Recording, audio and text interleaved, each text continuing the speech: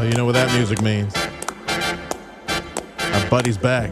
It's not unusual to be loved Astronaut by anyone. Dr. Tom Jones joining us again on the wall. Happy Monday, Dr. T. Welcome back. So let's talk about Jupiter first. I understand it's going to be shining bright tonight after sunset. We got some cloud cover tonight, and it never rains in South Texas. And then one of the few times it actually decides to rain, give us cloud cover, is on the night where Jupiter is supposed to be shining bright tonight. So you're going to be watching it tonight where you're at? Well, the good news is that there's no worry about just missing one night because all summer long Jupiter is going to be very visible in the night sky. So it just happens to be that tonight is the time when it's exactly lined up with the sun, the Earth, and Jupiter. And so we look out in the night sky and see it coming up, and it's right at sundown, and it's up all night long till sunrise the next morning. And we're at the closest point to Jupiter in our orbit and its orbit, so it's brighter than usual. But it's a great planet to go and take a look at. Looking southeast, right? As soon as the sun goes down, that's where you need to go look. Southeast? It'll be in the southeast, that's right. Okay. They say that you'll be able to see maybe with some of the telescopes, you'll be able to see the red spot on it. How about the monolith, though, the one that's floating there out there somewhere, like the one in 2000? Well, they painted it black, so we won't be able to spot the monolith. See that one. You know, I took a little model of the monolith up on my last shuttle trip. I used a sharpening stone from the hardware store. It was just the perfect shape and color to float that in the spacecraft there. So that was my tribute to 2001 since we were flying in 2001. I saw your post the other day on Facebook. You were next to a space shuttle. Which one was it, Doc, that you went to see the other day? Was that the one that you flew on? Up here in Northern Virginia, I'm very close to the Udvar-Hazy Center, which is part of the National Air and Space Museum. And so Discovery is on display there. That's the orbiter that I can visit periodically. So nice. It's looking gorgeous, and just like... What is that like? Seriously, Dr. T, what is that like? You flew on that space shuttle several times, right? Or how many times did you fly in that? Well, 4 times altogether, but I missed Discovery. I was just never in line to fly when Discovery was in the cycle. So, I was on Endeavour, Columbia, and Atlantis. But they're sister ships. They're almost identical. So seeing Discovery gives me a thrill. It's the most experienced of the remaining shuttle orbiters. What it must be like. You're standing out there, you're watching, for example, Discovery, and all the nooks and crannies, all the crevices. You know all the inside of it. You know where everything is inside. Do they allow you to go inside to near the cockpit, or is it just you? Boy, I wish. Right? I wish. No, for the Smithsonian, they're trying to make sure that space shuttle orbiter is just the same in 100 years as it is today. And, of course, the traffic into and out of the cabin would degrade. Did they gut it, or is it still the instrumentation, all the panels, is it still there? Almost completely intact from the time it landed. And that's because they wanted one fully, engineering precise model of the shuttle orbiters. Now Endeavour out in California, Atlantis is down in Florida. They have given up some of their spare parts for reuse. NASA has recycled some of the components and built them into the space station, for example, to store water up there. So that's allowed, but we have to keep one, the Smithsonian's Discovery, just the way it was when it touched down. So in the event that we have a Texas-sized meteor headed this way, the Discovery would be the one that's called into action because it's pretty much intact to put the oil derrick crew out there to try to blow it up, right? We've got a more powerful rocket than the shuttle. It'll do that. So the Space Launch System will take care of that. Don't worry about it. Dr. Tom Jones, NASA astronaut, joining us on the wall. What is this that I hear that NASA is opening up a bed and breakfast on the International Space Station? $50 million trip, like $35,000 a night, something like that? Pretty exciting, yes. So NASA has opened the space station to visitation from private astronauts, or tourist astronauts, if you will. And previously, since 2001, when the first space tourist went up on a Russian rocket, the space station has only been visited via Russian Soyuz rockets. And the Russians have charged people, roughly 30, and then the price has been going up to over $50 million now. But it hasn't happened very often because the Soyuz is fully subscribed almost with transporting Americans as well as Russian cosmonauts to the space station.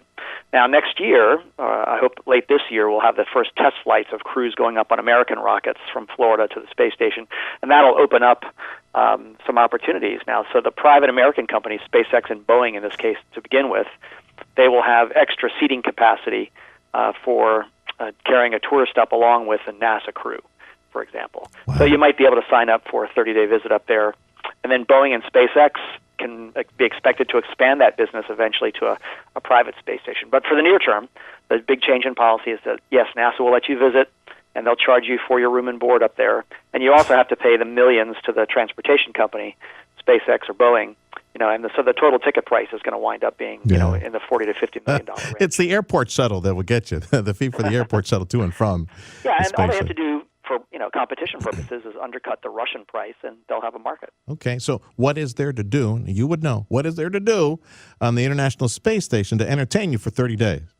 It's fantastic. So I was there for a week helping build it, and we installed one of the big modules, the U.S. Destiny Science Lab up there.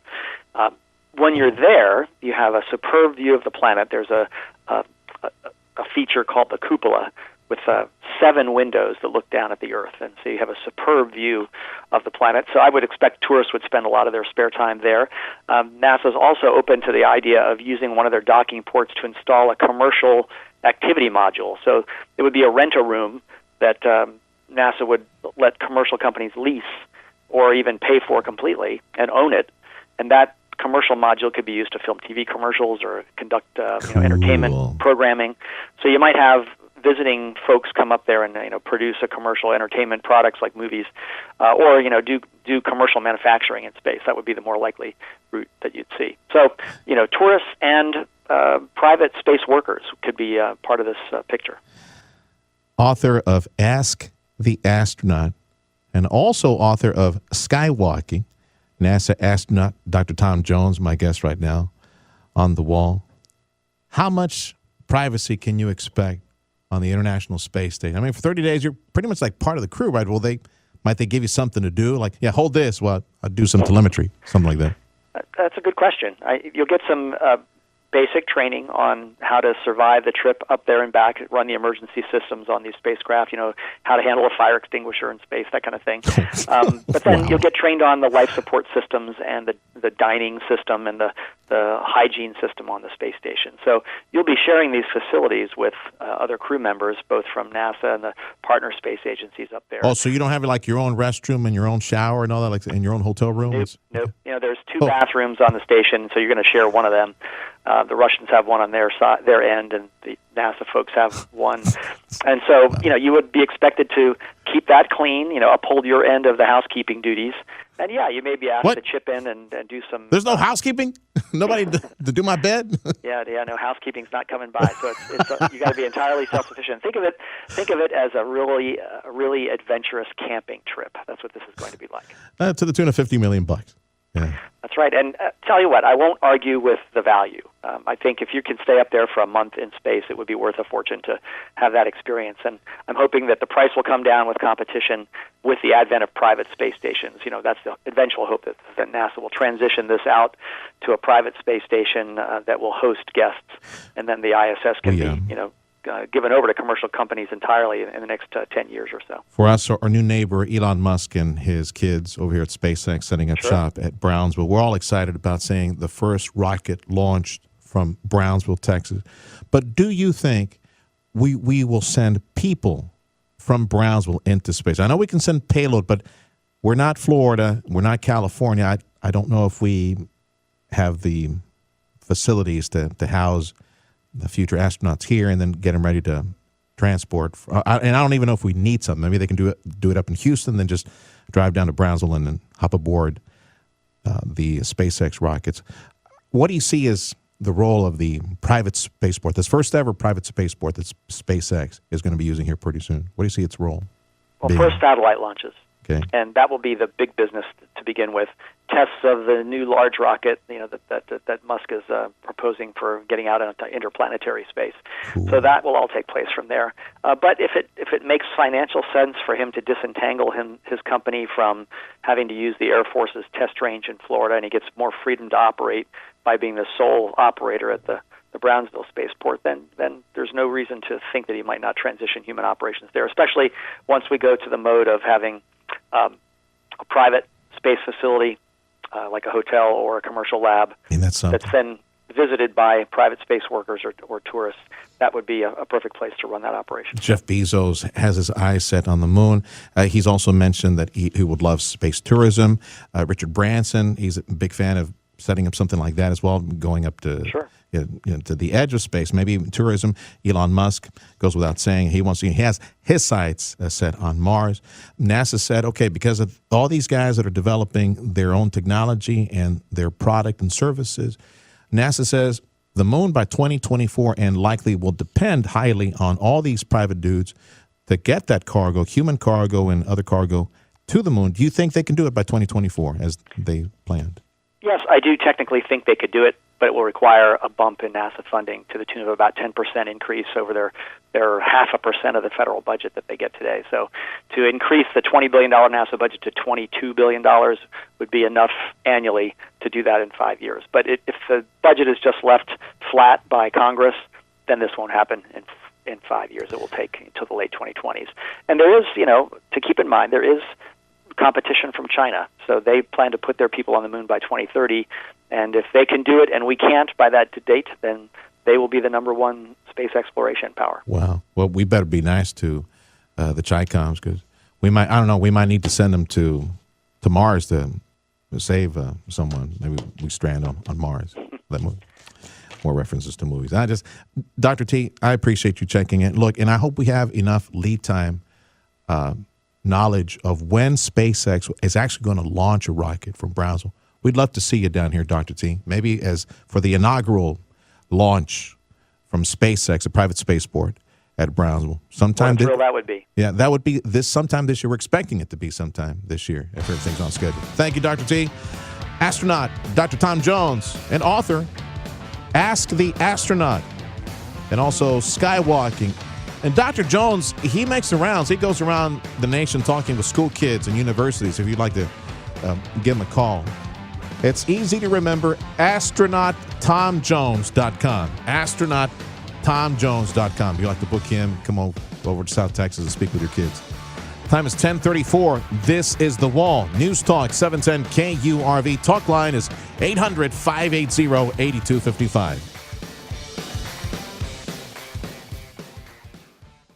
From the land of liberty and opportunity, The Wall, News Talk 710 KURV. And for folks in business and manufacturing in South Texas and northern Mexico, I tried.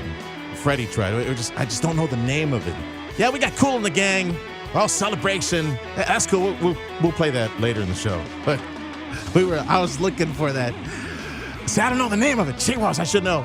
And it's not like I could go across the building to ask the Lale family for this because they don't know real music over there. All they're playing is banda crap. You know that old Mexican mariachi that starts kind of slow and it kind of builds up. It's kind of like a celebratory mariachi. Dun, dun, dun, dun, dun, dun, dun, dun, dun, dun, and they go, wah! Yeah. That's what I want to play right now. And if I find it, Freddie's still fishing. I'm trying to find the name of it. It's time to celebrate this morning. Trump won. Where's my mega cat? I mean, it's not my mega cat. It's actually, attaboy. Here it is. It's time to wear the official crown of celebration. Trump won. I don't care what the New York Times says. Oh, it was previously negotiated. These things in Mexico. I'll tell you what the DHS secretary said. Mexico is deploying its National Guard tenfold of what they had originally promised some time back. 6,000 troops. That means Mexico at some point back, I don't know when, 6 months ago, back during Christmas, they said, 600? That's the numbers that I'm able to gauge from this. Oh, by the way, I'm Sergio Sanchez. This is The Wall on 710 KURV. And, man, I'm celebrating. I'm doing the jig this morning because Trump won. No, que no. Here's the mega cap right here. Trump won. Oh, you can't do the tariffs thing. That doesn't make sense. Oh, you're hurting our friend Mexico. It's the end of the world is tariffs. You can't do that. Yes, you can. The Congress isn't doing anything. Naranjas, nothing. Yet, zero. Nada. The Democrat-controlled U.S. House, they ain't doing nothing. Don't expect them to do anything. They could. I agree with Senator Lindsey Graham. Well, Democrats at the U.S. House should take a cue from Mexico. Work with the president. I don't care what the New York Times says. I don't care what these lefties are saying. They're just using any excuse. Say, no, this was previously negotiated. No, it wasn't. No, it wasn't. Biggest evidence is when that delegation went running from Mexico City with its tail between its legs, that delegation from AMLO, Mexican President Andrés Manuel López Obrador, he sent a delegation to Washington, D.C., knee-jerk reaction. You know, like when the doctor sits you down, gives you a physical, and taps your knee, reflex. That's what it was. Donald Trump said 5% tariff for all stuff coming in from Mexico. Reflex reaction from Mexico City. Oh, we need to send a delegation. Stat! Go to Washington. The president's not in Washington, D.C. I don't care. Send him up to talk with anybody. We got to prevent this from happening. Mexico saw the economic writing on the wall. Mexico depends on the United States of America for its prosperity. Mexican shoppers depend on stuff here they can't buy over there. Mexico is fully economically dependent on the United States of America, including the U.S. being the big customer when it comes to all the Pemex oil. We don't need Pemex oil. But we're fracking enough stuff in West Texas already. We're almost there. But Mexico sending stuff north of the Rio, sending here, especially on the petrol stuff, yeah, we can't be doing the 5% tariff on them because folks who buy petrol over here, they'll look somewhere else where it comes in tariff-free. And that was 5% today. We're doing the jig. We're dancing. We're celebrating. I am this morning. Trump won. We would not be here right now, Mexico announcing 6,000 troops, their troops, on their border with Guatemala today, had it not been for Donald Trump saying, I'm going to press 5% tariff on your stuff headed inbound, including petrol, if you don't do something about this illegal immigration through your country. That's the truth, man. That's the truth. And that's the president you have right now. Thank you, Jesus. On the next swing, we can play Cool in the Gang. It's beautiful. Beautiful. Trump won. Like it or not, Trump won. And our country wins as a result of his leadership. Democrats, get a clue. Get a clue. Work with the president. Fix illegal immigration. If you don't want to do it for your country, the one that you supposedly represent, do it at the very least for the poor and the miserable who desperately are seeking an entry, illegal entry into this country, game the system through the asylum request and risking their lives and their children. Do it for them. If you don't want to do it for us, if you're Chente with a gente south of the border, do it for them. Do it for the Central Americans. So they stop risking their lives coming this way, their children coming this way. Do it for them so that we have an orderly process of migration in this country and do more to export prosperity, free market, and capitalism to Central America. Work with industry, work with businesses looking for affordable hands, affordable labor to set up factories down in Central America. That's how we can stop this mess, this emergency that's on the border. Mexican officials announcing their first steps in cooperating with the United States. The Mexican ambassador, Marta Bárcena Coqui, saying Mexico will deploy their National Guard today, Monday, to help control the flow of these migrants coming in from Central America. We would not be here. That is truth. This would not have happened had it not been for Donald Trump saying tariffs or else. And you know what? Those tariffs are still looming over Mexico like a dark cloud. Those tariffs could still be imposed if this is just the show, if this is just the kabuki dance. If Mexico doesn't do more to stop this, and we need to start seeing those numbers pretty soon, I would imagine. Don't you think? I say, how long does it take a caravan to make all this way up here? Maybe about a month?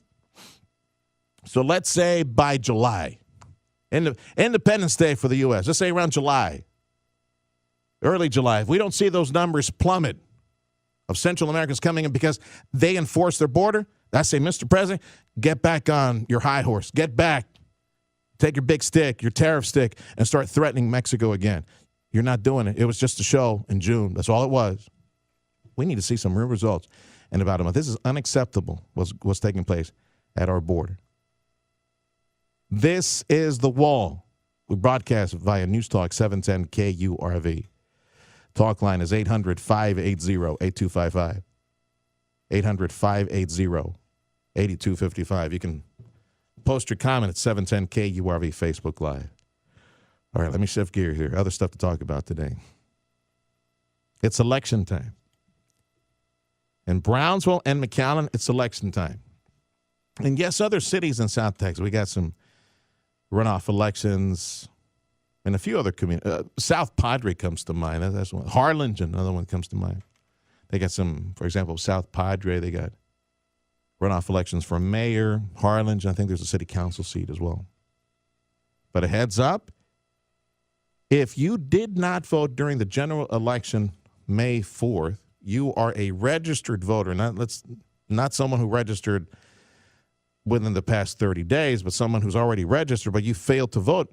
Perhaps you could have a say at who will become mayor in Brownsville. Or if you live within what is District 5 in McAllen, for example, you could be among the dozens of individuals, and literally, sadly, dozens of individuals, because that's pretty much all it is. It was several dozens who showed up and voted in McAllen District 5. I know that's just a sliver of the city, but there's more than just a couple hundred people who are registered to vote there. You could have something to say when it comes to voter runoffs. So the marquee race right now in the Rio Grande Valley is leadership for the largest city in our region, Brownsville. And let me say again, I am convinced it might not be the economic leader when it comes to retail activity and sales and all the stuff that's being sopped up by consumers in the valley and in Mexico coming here to shop. But it will be. I'm convinced of it. And I will see it more than likely if the Lord allows me to stick around another 20 years, maybe a little more than that. I will see Brownsville, Texas, as the economic leader of the Rio Grande Valley and one of the major driving forces of the economy on the Texas Gulf Coast, Brownsville. Now, it's already the largest city by population. But Brownsville, you're big time now. And the leadership that you've had to date has brought you this far. Now it's time to make some big decisions on economic development, who to lure, who to prospect as a result of all the good things that are just spinning everybody's heads in Brownsville. Liquefied natural gas is coming. I don't care what your tree huggers and turtle kissers say down there. And I love you guys, and I love the turtles too, but it's coming. The final permits are coming. They're going to set up nodes, liquefied natural gas nodes at the port of Brownsville. When you have companies, for example, one of these companies that's setting up a future node of LNG at the port, they have committed an untold millions of dollars to dredge the port of Brownsville. I think like 8 miles worth. That's a lot of silt. That's a lot of gunk. That's a lot of money. They have already pledged to dredge the port of Brownsville up from the mouth, from the entry point all the way to their node, to their LNG node. You don't do that unless you know it's coming, unless you know you're coming, unless you know you're going to be setting up. We're building ships.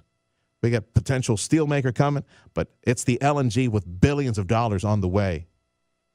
And already plenty of industry that's setting up shop in Brownsville. And Brownsville with the billions of dollars that are coming to us. Job opportunities, career opportunities, investment, real estate that's going to increase in value. More billions from private sector, billions of dollars in the private sector infused into Brownsville, not government money, not grants, not budgets for schools, not state budgets, not agency budgets, real cash money from the private sector to the tune of billions of dollars infused into local banks. That just has a multiplier effect. It's an economic revolution for us. Brownsville, Texas. I love you, Brownsville. Brownsville, or Port of Brownsville, and all the industry and all the ancillary spin-off industry that comes from LNG and everybody else is doing manufacturing, either shipbreaking or building ships, or maybe just on the touristy side, launching rockets into space, thanks to SpaceX. Brownsville will be the economic driver of the Rio Grande Valley. And I don't know what to say to my family in McAllen. I have no idea what to say to the family in Harlingen. Harlingen, at least you got a port. You can maybe feed off some of the spin-off industry that might come as a result of LNG and steel manufacturing, anything steel manufacturing related for Brownsville, any imports, any commodities coming in. I don't know. Maybe you can feed off of that. Harlingen's got a port. They got an aerospace component with that United Launch Alliance there at the airport. McAllen? I don't know. What do you guys know at the chamber? EDC, we're still luring more. We're still going to depend on luring more manufacturing to Reynosa, I'm guessing, right? Maybe working with Edinburgh, working with Mission, maybe even working with FAR, and see if we can set up some complementary metal or plastic stamping, molding, bending, whatever it is that we're going to do over here to feed over to the port. Maybe finally sell this region as one metropolitan statistical area, the Rio Grande Valley, Texas. Show industry willing to set up in Brownsville, at the port of Brownsville. Show them the university branch in Edinburgh. Show them the population base and the retail in McAllen Mission. Sell one region. That's where it's at for us to continue to grow together. Otherwise, Brownsville can go on its own, man. Brownsville's going to take off like a rocket, literally, thanks to SpaceX and all the jobs coming. And in Brownsville, Texas, we got the chance for new leadership now at the mayor's office. And that vision at the mayor's office will say a lot of where economic development goes here pretty soon. Those, in my opinion, Brownsville, those are the questions you should be asking of the mayoral candidates right now. Where do we go from here? Any one of you, the turtle kissers and the tree huggers, ask your mayor, do you support LNG? I hate you. Or if you guys love the prospect of prosperity and real cash, real world money coming to this area finally and creating job opportunities, and then looking over to the school district and say, what you going to do about it to train our babies to make sure that we're ready for this industry? Ask the candidates, Juan Trey Mendez and Charlie Kabler, where they stand on the big issues, the future, the vision of Brownsville, because they will be the economic driver. They could be if they do things right, because they've done a lot of things right so far. And like it or not, big industry is coming to South Texas. Big energy is coming to South Texas. First time in our lifetime. I still can't believe it. I'm pinching myself. I'm still black and blue from pinching myself because SpaceX set up shop in Brownsville. I'm pinching myself again because we got some real cash money, real energy, real industry setting up shop in the Rio Grande Valley, providing opportunity for people to pick themselves up by their bootstraps, get an education, get a real job, provide real future and opportunity for themselves and their babies. That's the Valley of Texas. Time is 9:24. This is The Wall. I'm Sergio Sanchez. Talk line 800-580-8255. 800-580-TALK. The news is next.